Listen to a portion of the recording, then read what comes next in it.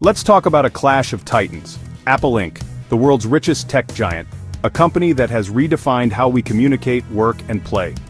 With its iconic products and a brand recognized in every corner of the globe, Apple stands as a symbol of innovation and global reach. And on the other side, Donald J. Trump, the tweet-happy president, a man who wielded social media like a sledgehammer, shaping policy and public opinion with every post.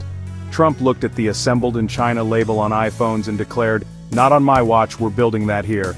It was a bold promise, one that challenged decades of global manufacturing trends. It was a patriotic soundbite that resonated with millions of Americans who longed for a return to domestic manufacturing and economic pride. But reality is always messier than a slogan. Behind the scenes, Apple's executives knew that moving production wasn't as simple as flipping a switch. Trump's plan? Tariffs. Make it so expensive to import Apple products from China that Apple would have to move production to the US. The idea was to use economic pressure as a lever for change. This wasn't just a business dispute. It was a collision of globalism versus nationalism, a test of whether a single nation could bend a global supply chain to its will. Apple's intricate international supply chain, built over decades and spanning continents, was pitted against Trump's vision of American manufacturing glory, a vision that promised jobs but threatened disruption. For Apple, this was an existential threat to its business model, risking not just profits, but the very way it operated and innovated. For Trump, forcing Apple to comply would validate his economic policies and prove that American leadership could reshape the global economy. The outcome would ripple through the global economy, forcing every multinational to rethink how and where they do business, and sending shockwaves through financial markets. This was about more than just iPhones. It was about the future of global trade, the balance of power, and the rules that govern international commerce. And as the world watched, it was about to get messy, very messy. Tariffs. Think of them as a tax slapped on imports. A fee that governments charge when goods cross borders. It's like a toll booth for products, and every time something foreign comes in, it pays the price. Imagine ordering a pizza from the next town over, only to find it costs extra just for crossing the border. That's what tariffs do. They make things more expensive, not because they're better, but simply because they're from somewhere else. When Trump proposed tariffs, he wanted to hit every iPhone, iPad, and Apple Watch from China with a hefty new fee. The goal was to make these imported gadgets pricier, hoping it would push companies to build their products in the US instead. The idea sounds simple. Make foreign goods more expensive, and suddenly building things locally seems like the smarter move. Factories would pop up, jobs would return, and Made in America would be everywhere. But here's the catch. The cost doesn't just disappear. It gets passed straight to you, the consumer, every time you buy a phone, a laptop, or even a pair of headphones. Apple knew a tariff wouldn't really punish China. Instead, it would just make iPhones and other Apple products more expensive for Americans, squeezing your wallet with every upgrade. If Apple tried to absorb the costs themselves, their profits would take a nosedive. That means less money for research, fewer resources for new ideas, and a slowdown in the innovation that keeps their products ahead of the curve. It's a lose-lose situation. Either you pay more, or the company invests less in making the next big thing. Higher prices or less innovation, neither is a win for consumers. And tariffs don't just hit finished products, they hit all the parts too. Every chip, screen, and battery that comes from overseas gets taxed, driving up costs at every step. Even if Apple moved assembly to the US, most components would still come from abroad and get taxed. The global supply chain is deeply interconnected, and tariffs can't untangle it overnight. Untangling Apple's global supply web would be a logistical nightmare, requiring massive changes in sourcing, manufacturing, and shipping, changes that would take years and cost billions. The dream of Made in America iPhones was far more complicated and expensive than it sounded. It's not just about building a factory, it's about rebuilding an entire ecosystem. Tariffs, in practice, are a blunt tool for a complex problem. They're more like a sledgehammer than a scalpel, often causing more damage than they fix. The real cost? It's paid by American consumers who face higher prices, and by innovation itself, which slows down as companies tighten their belts. Apple saw the writing on the wall, something had to give. And in the end, it was the consumer and the future of technology that felt the squeeze. Apple's supply chain is a modern marvel, built over decades in China. It's not just about cheap labor, it's about unmatched scale, speed, and skill. Foxconn's iPhone City employs hundreds of thousands, ramping up production in weeks. The US simply doesn't have the workforce or infrastructure to match this. Surrounding factories in China make every tiny iPhone part, all within driving distance. This proximity means Apple can fix problems and get new parts in hours, not weeks. Replicating this in the US would mean rebuilding a multi-trillion-dollar ecosystem from scratch. The expertise, tooling, and supply networks are concentrated in Asia. Apple's reliance on China is about capability, not just cost. Moving production isn't flipping a switch, it's reinventing the wheel. That's why your iPhone isn't made in Ohio. Imagine Apple caves and builds a giant iPhone factory in Wisconsin. The cost? Astronomical. Training a new workforce would take years. US labor and construction cost would add at least 100 pounds, 200 pounds to each iPhone.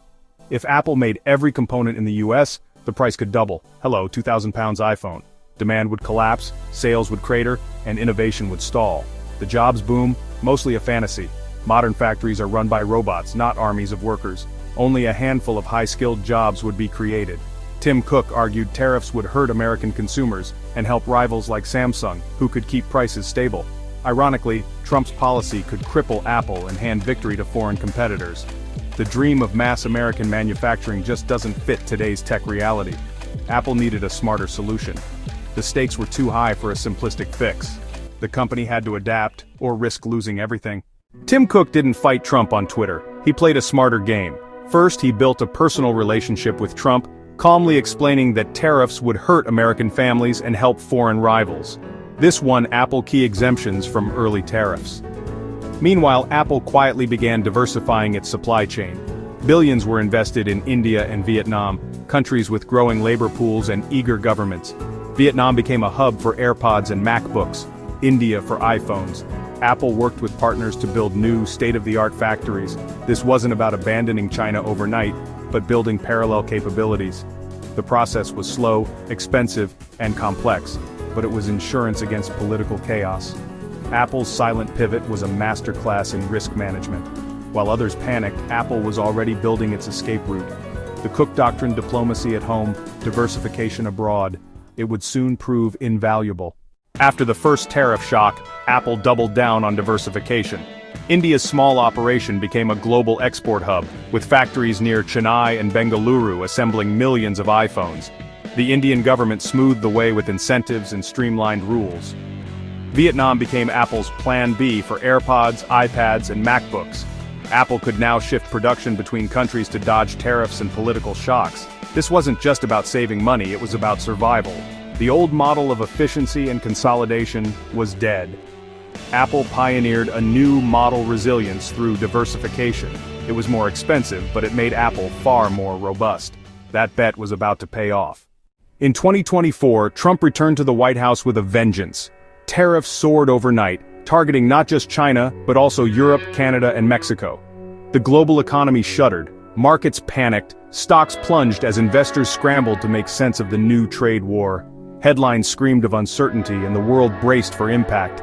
Companies with rigid, inflexible supply chains faced disaster. Higher prices squeezed margins, and for some, profits vanished entirely. Factories slowed or stopped, and shelves in stores began to empty as goods got stuck at ports or became too expensive to import. But amid the chaos, Apple's stock held firm. Investors breathed a sigh of relief as the tech giant seemed immune to the turmoil. The reason? The Cook Doctrine was working. Years of careful planning and bold decisions were finally paying off. When 125% tariffs slammed Chinese goods, Apple didn't flinch. Instead, the company rerouted US-bound iPhones from India, sidestepping the trade barriers that crippled competitors. In May 2025 alone, nearly $1 billion worth of iPhones shipped from India to America, bypassing tariffs and keeping Apple's supply chain humming. Years of investment in India and Vietnam paid off. Apple's supply chain was ready for the storm. While others scrambled to adapt, Apple's global network kept production running smoothly.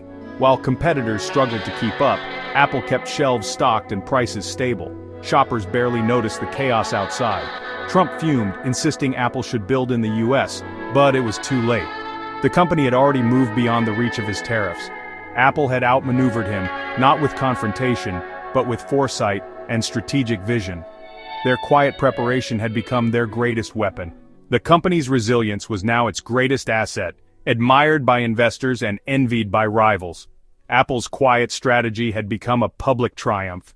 The world took notice, and the company's reputation soared. The rules of global business had changed. Adaptability and vision now mattered more than ever. Apple had set the new standard for resilience and global strategy, one that others would now have to follow. The 2025 tariffs split the corporate world, Apple and everyone else. Companies that failed to diversify were trapped, either absorb costs or lose customers. Apple, meanwhile, pivoted production to India, even chartering planes to rush iPhones to the US. Indian authorities slashed customs times, keeping Apple's supply chain humming. Apple kept prices stable, protected profits, and gained market share as rivals stumbled. Its resilience became a selling point for investors. The strategy born from crisis made Apple stronger and more dominant. Boardrooms everywhere took note efficiency alone was no longer enough. The new benchmark was resilience and agility. Apple's flexible multi-country network became the model for the future. In a volatile world, Apple had written the playbook. What's the lesson from this saga? Agility is the new currency. Apple thrived because it invested in resilience before the storm hit. Tim Cook's quiet diplomacy and long-term planning paid off. The tariff war didn't bring iPhone manufacturing to America, it triggered a global shift away from China. Trump's policy, meant to reshore jobs, instead created a more complex, decentralized supply chain. Apple didn't come home, it built new homes abroad. The era of stable globalization is over. Trade can be upended by a single election or tweet. In this new world, putting all your eggs in one basket is a recipe for disaster. The future belongs to those who plan for disruption and build true resilience. Apple showed the world how it's done.